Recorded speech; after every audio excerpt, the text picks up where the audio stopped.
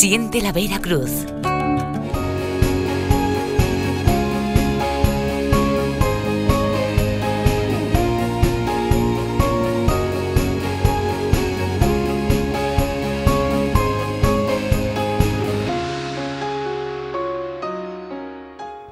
Hola, ¿qué tal? No estamos llamados a hacer el bien solo a los que nos aman. Corresponder es normal, pero Jesús pide ir más lejos, dice el Papa Francisco, dar a los que no tienen con qué devolver, es decir, amar gratuitamente. Una iglesia cercana a los migrantes y refugiados, a los pobres y en general a los que sufren por carencia de medios o enfermedad. La dignidad del otro debe estar por encima de cualquier drama y antes que la perspectiva económica o política hay que poner la perspectiva humana, reconocer al que sufre con toda su dignidad. Así, esa clase de amor es la que nos enseñó Jesucristo, un ejemplo que mueve a muchas personas a estar cerca de los que necesitan ese amor. Así, por ejemplo, hacen hoy muchos para acompañar a otras personas al final de la vida o ante las enfermedades terminales.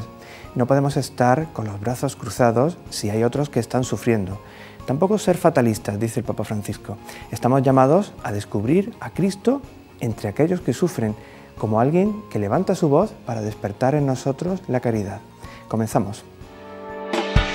Se ha celebrado la Segunda Jornada Mundial de los Pobres, una iniciativa del Papa Francisco con la que quiere recuperar el espíritu de compartir que existía en las primeras comunidades cristianas. Hoy le ponemos cara a la pobreza a través de un testimonio de superación. Culmina en la UCAM el Congreso Internacional de Cuidados Paliativos. Durante 2 días, por el Templo de los Jerónimos, han pasado médicos, religiosos y expertos que han dado su visión sobre las atenciones cuando la curación de un enfermo ya no es posible.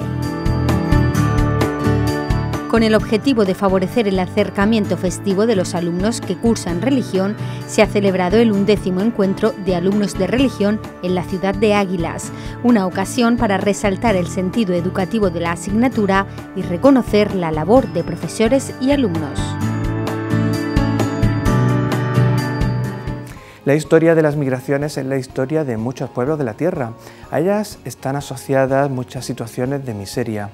Como preparación de la Segunda Jornada Mundial de los Pobres, se ha organizado en el Instituto Teológico San Fulgencio una jornada acerca del pensamiento del Papa Francisco sobre las migraciones. Detrás de ese fenómeno hay rostros, historias, conflictos étnicos, políticos, religiosos y hay pobreza. De todo esto hablaba en una conferencia el obispo de la diócesis de Astorga y presidente de la Comisión Episcopal de Migraciones, Monseñor Juan Antonio Menéndez. La inmigración es uno de los dramas humanos más mediáticos en España, sobre todo en nuestra zona, Levante y Sur, también en Europa. Por ello, el Papa pone la alerta sobre este fenómeno.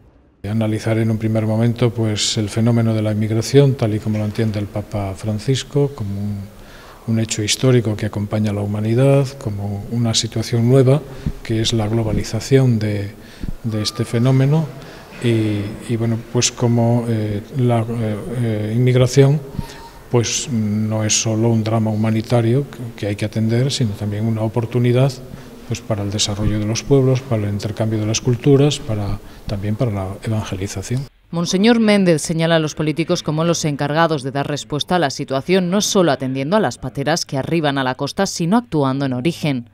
Los políticos no pueden seguir mirando para otro lado como están haciendo, con criterios totalmente distintos unos de otros.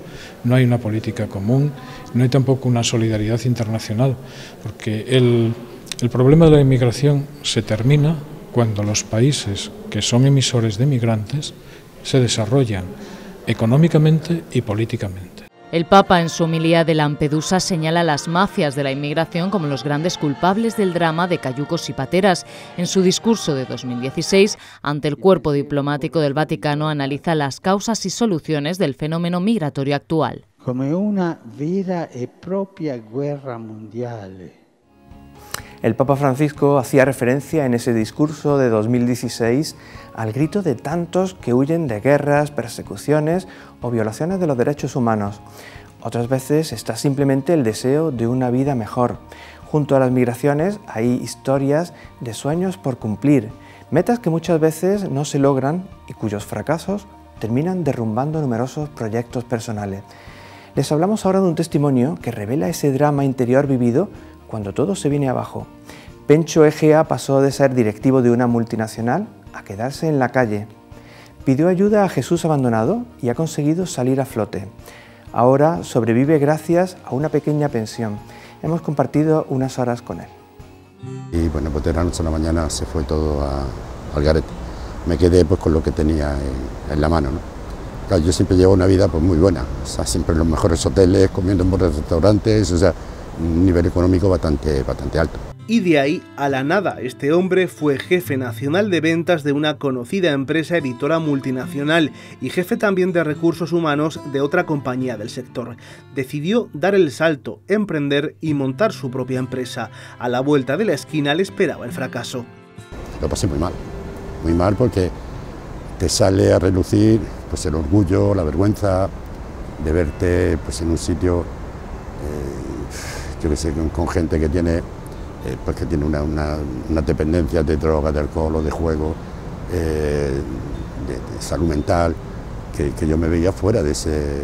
Me creía superior, una palabra. Siempre dije, bueno, esto se arreglará, pero vas en capa caída, y llega un momento en que ya toca fondo.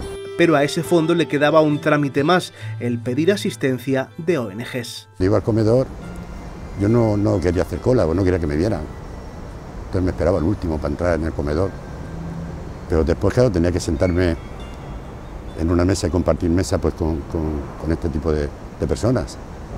Y entonces pues ahí empieza un poco a reflexionar, ¿no? Y decir, bueno, sé que cada uno con nuestra problemática, pero todos estamos en el mismo barco, ¿no? Un barco que iba a la deriva en mitad de una pesadilla a la que aún le quedaban muchos episodios. Pues esto es un sueño que a mí no me puede estar pasando y que mañana se va a solucionar y que hasta que empiezas a darte cuenta de eso, ¿no? que vas a comer lo mismo que ellos, que tienes que compartir una habitación con ellos. En la puerta del Mercadona pidiendo o drogándose o bebiendo en el parque una litrona y tal, lo ves de lejos, ¿no? Entonces empiezas a darte cuenta que tu historia es parecida a la de ellos, cada uno con su cosa, pero que son historias parecidas, que son personas igual que tú. La traumática experiencia le ha llevado a cuestionarse numerosas etiquetas. Que me llamaban excluido social, los llamaban marginados, excluidos sociales, pero ¿quién tiene derecho a excluirnos? No a mí, sino a cualquiera de nosotros. O sea, ¿qué pasa? ¿Qué quieres que me lo crea? Entonces decir, bueno, como te han puesto esa etiqueta, excluido social, marginado social, ya no vales para nada. Es muy fácil en ese momento caer, pues yo qué sé, en cualquier, no lo sé, a mí se me pasan por la cabeza 40.000 cosas, o sea, porque bueno, hasta robar.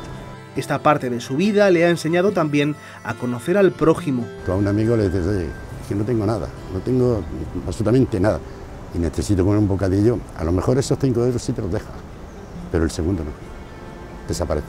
Este hombre ha conseguido una pensión de 400 euros, le permite vivir en un piso de alquiler. Su manera de dar las gracias por esta segunda oportunidad ha sido empezar como voluntario en Jesús Abandonado.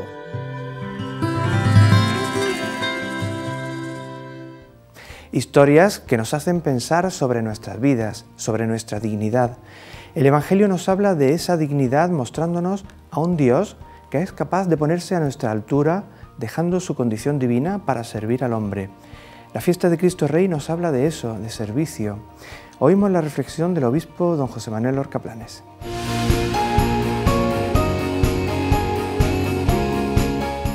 Saludos a todos, amigos. Estamos celebrando la fiesta solemne de Cristo Rey, la realeza de Cristo, lo que supone de hecho contemplar al Señor Rey del universo, triunfando a la derecha del Padre y poniendo al mundo en el estrado de sus pies. ¿En qué consiste la realeza de nuestro Señor? Claro que podría prestarse esto a confusión y creer que Jesucristo es como cualquier rey de la tierra, y no. Si realmente ha habido un ejemplo y un testimonio grande que nos ha transmitido el Señor con su palabra y con su acontecimiento, de su acontecimiento histórico, es precisamente porque Cristo ha estado junto a nosotros ayudándonos a entender cómo es la realeza de Dios. Y la realeza de Dios se ha establecido en el servicio. Qué cosa más extraña, ¿no? Puede parecer eso algo como paradójico. Sin embargo, Lo que nos ha enseñado el Señor, que es la grandeza de una persona, está en la capacidad de amar hasta el final, como nos ha enseñado Jesús. Jesús nos ha amado tanto que no le ha importado su condición y para ponerse de rodillas y servirnos.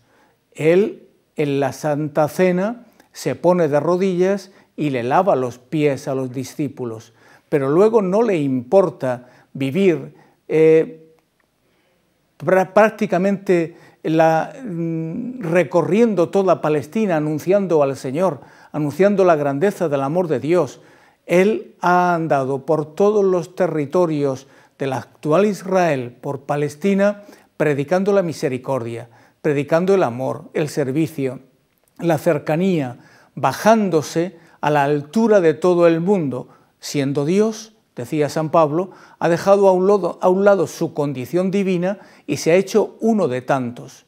Bueno, pues si queremos ver cómo es la realeza de nuestro Señor, vamos a mirarlo en el momento de la pasión. Sería interesante, para darnos cuenta también de la grandeza de nuestro Señor, que leyéramos los relatos de la pasión. Podemos leer los relatos de la pasión del evangelista Marcos y darnos cuenta de cómo ha actuado el Señor. Ha sufrido, ha padecido, le han azotado, le han maltratado, ha sido coronado de espinas, se han burlado de él y al final clavado en la cruz, derramando hasta la última gota de sangre. Esa es realmente una trayectoria que es el culmen de una donación de vida.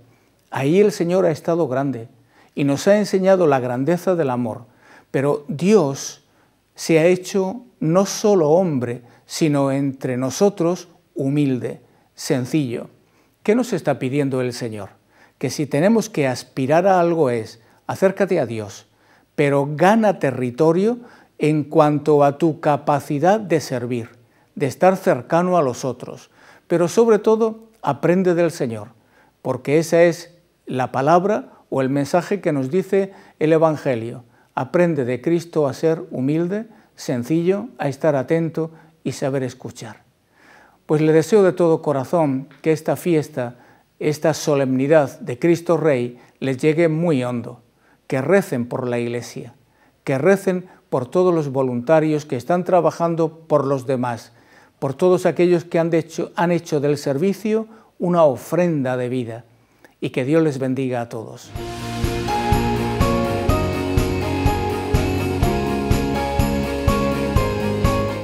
Estar atentos con humildad para servir a otros y vivir con esa misma humildad.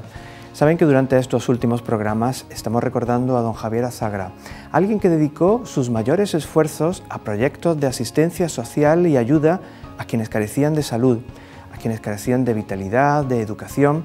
A él le tocó vivir acompañado y cuidado en sus últimos momentos, cuando ya las fuerzas y la salud flaquean. La humildad y la alegría que le habían acompañado durante su vida seguían aflorando también esos últimos meses en los que se acercaba el final de su vida. Agradecemos estas imágenes que nos han hecho llegar desde la Delegación de Enseñanza y el Estudio Fotográfico Géminis durante la grabación de una campaña sobre la asignatura de religión. Sus gestos y formas sirven para recordarle también en la humildad del hospital, agradecido por la compañía de otros que, como él había hecho antes, venían a acompañarle y despertar su sonrisa, también en el sufrimiento. Pero vamos a ver. ¡Vamos a ver! No es posible. No. Ha salido una. Ha salido. Sonrisa, sonrisa. ¿Cómo es la sonrisa? Mira qué guapo. Sí, sí, sí.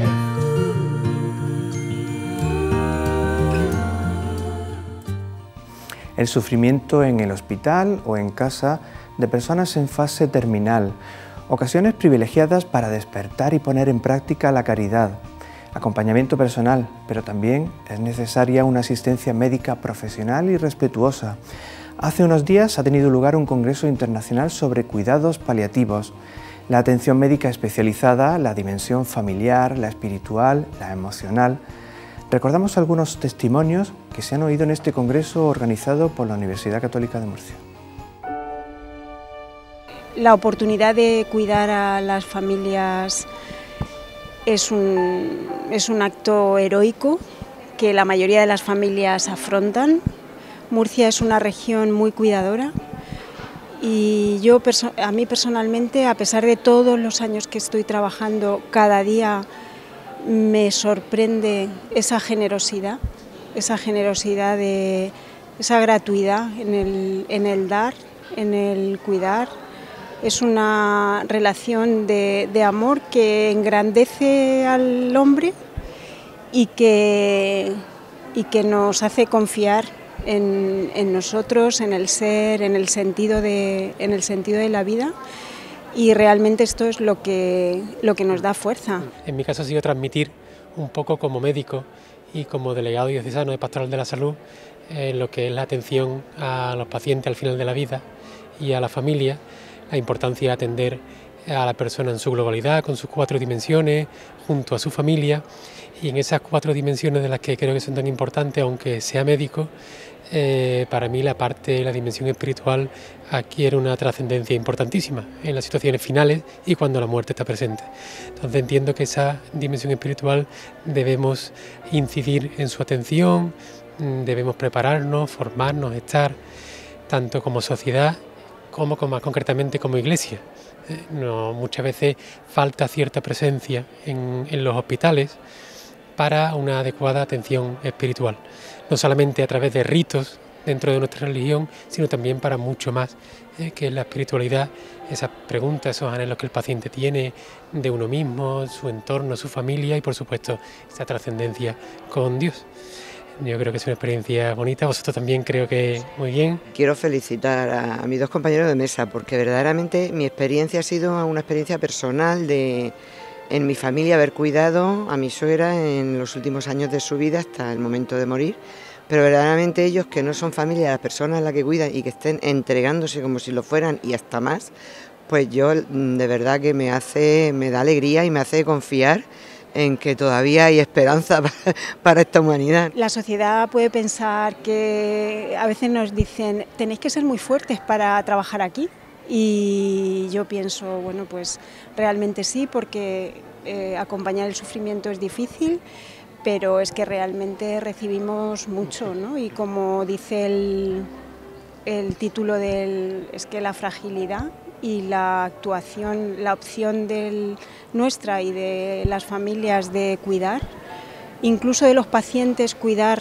a la propia familia y a nosotros mismos, es un acto que nos engrandece, nos enriquece y de verdad nos hace fuertes. La persona cuando está atendida en todas sus dimensiones, ¿no? Como decía, espiritual también, no solo la física, no solo los cuidados médicos de enfermería, todo lo que pueda ayudarles a sobrellevar el dolor o la limitación, ¿no?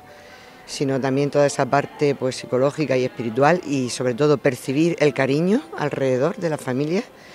Pues en el caso concreto que a nosotros nos tocó vivir, yo vi como la abuela, mi suegra, ella vivía feliz en medio de un dolor que tenía pues bastante considerable, pero vivía rodeada de vida, de sus nietos, de nosotros, también mis cuñados y mis sobrinos que también venían y estaban muy alrededor de ella. Entonces yo veo cómo toda esa vida que bullía a su alrededor, a ella le daba alegría y le daba ganas de seguir viviendo a pesar pues de sus muchísimos años, su mucha limitación y su dolor. Y ella era feliz en medio de su enfermedad. Que son pacientes que nos necesitan a todos los profesionales. Y bueno, pues aquí estás tú que trabajas en el hospital. Tenemos el equipo de cuidados paliativos, pero este equipo crece con los servicios de urgencias, la gente del hospital, gente de consultas. Todos tenemos que estar implicados en el cuidado de estos pacientes.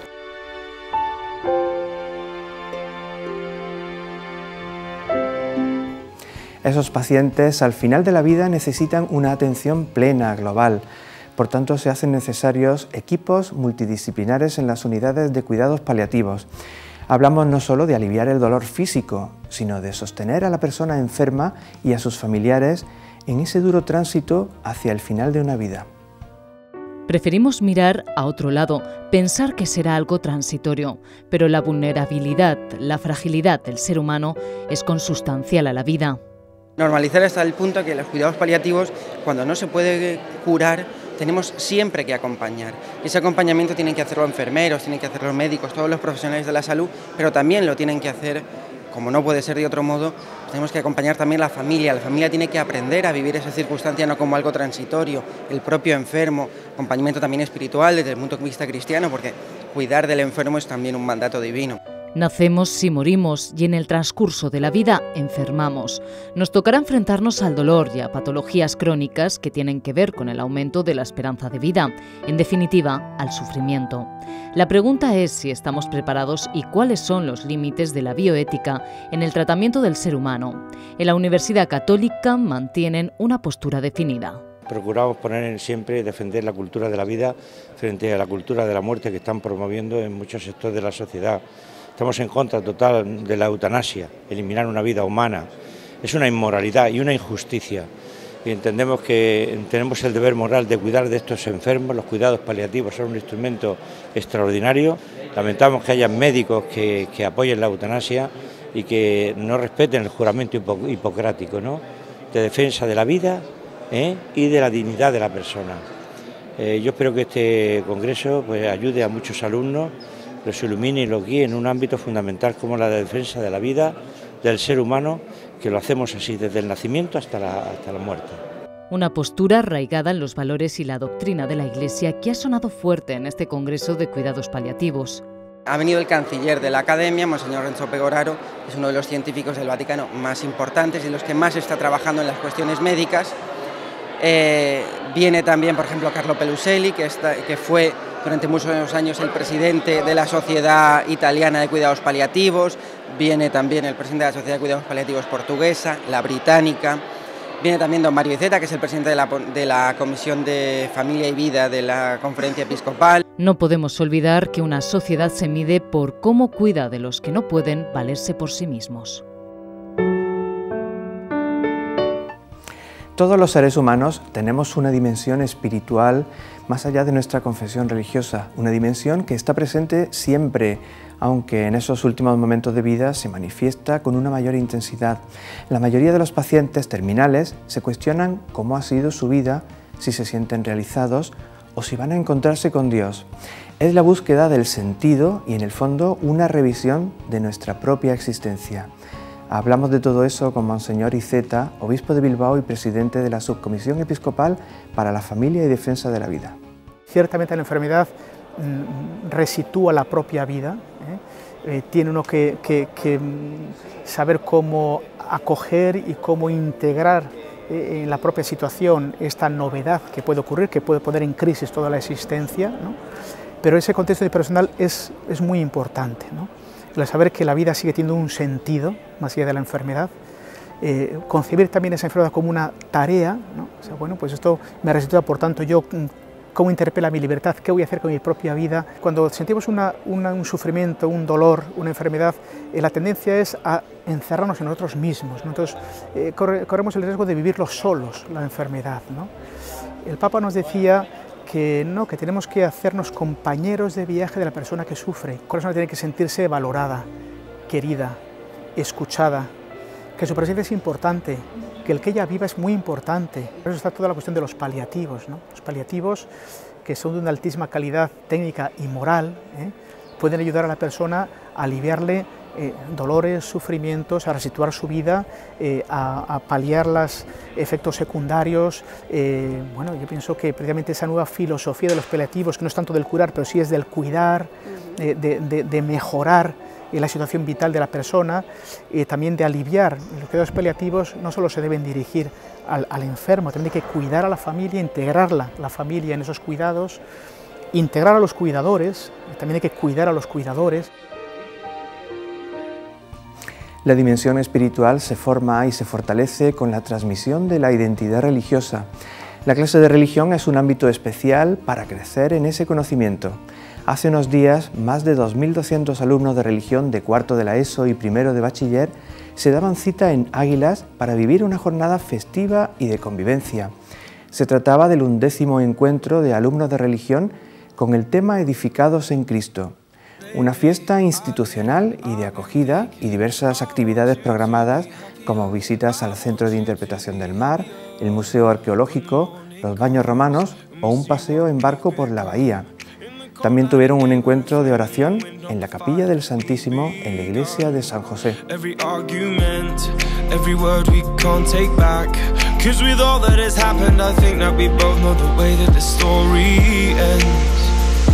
Then only for a minute I want to change my mind, 'cause this just don't feel right to me. I wanna raise your spirits, I want to see you smile, but no, that means I'll have to leave.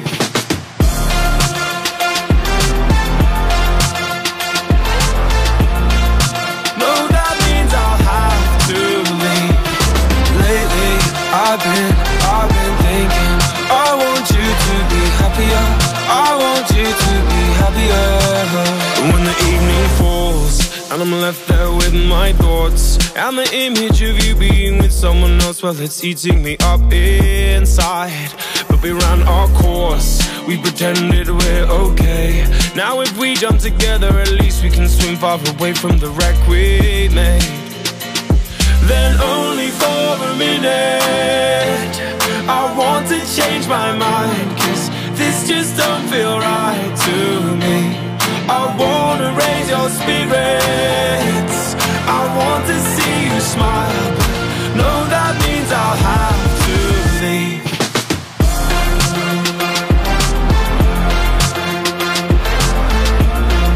No, that means I'll have to leave. Lately I've been thinking, I want you to be happier, I want you to be happier. So I'll go, I will go. So I'll go, I will go. Lately I've been thinking, I want you to be happier, I want you to be happier. Even though I might not like this, I think that you'll be happier, I want you to be happier. Then only for a minute I want to change my mind, 'cause this just don't feel right to me. I wanna raise your spirits, I want to see you smile. Les hablamos ahora de integración. La Cofradía de la Veracruz de Caravaca ha firmado un convenio con la asociación MAPCOM para realizar iniciativas con personas que padecen alguna discapacidad intelectual. La primera de ellas ha sido la contratación de un joven con síndrome de Down para realizar trabajos de jardinería y mantenimiento del santuario. Son algunos de los jóvenes que van a trabajar a partir de ahora para la Real y muy ilustre Cofradía de la Santísima de Veracruz. Realizarán labores de jardinería, portería, recepcionista en la ciudadela del santuario. Son usuarios de la asociación APCOM, que trabaja en la comarca del noroeste con personas que tienen alguna discapacidad intelectual y también sus familias. Es un convenio para la colaboración en cuanto a la elaboración de distintos recuerdos, floristería, pines y demás que llevamos a cabo los talleres. Eso para nosotros supone una ayuda económica, pero también tener a personas con distintas capacidades, los que están en el taller, personas con menos autonomía, pues bueno, para tenerlo ocupado. La Torre Chacona del santuario ha sido el escenario de la firma del acuerdo entre las dos instituciones que hará posible este proyecto de integración, pero el convenio contempla otras acciones. Una de ellas es la elaboración de los recuerdos con la imagen de la Santísima Reliquia que se pueden adquirir en la tienda de la cofradía. Los harán los propios usuarios. Es un honor el poder darles trabajo y que desarrollen su vida y tengan una vida como todas. Estoy encantada de poderlo realizar como hermana mayor, y la cofradía se felicita de poder contratar a estas personas que nos van a ayudar a ser mejores. El acuerdo une a estas dos instituciones sin ánimo de lucro en beneficio de un colectivo que suele quedar relegado del mercado laboral. La integración se hace con pequeños gestos. Y llegamos al final de este programa.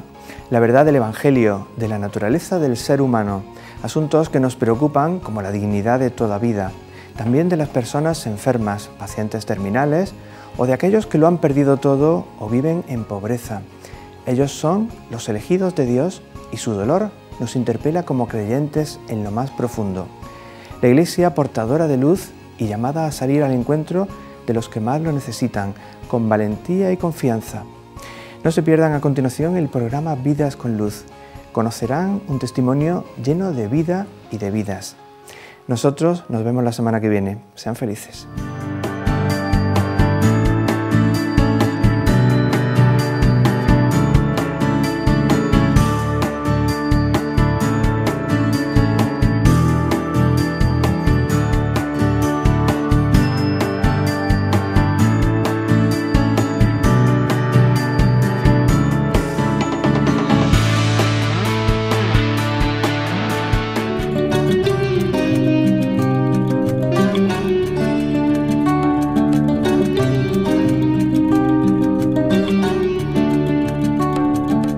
Siente la Vera Cruz.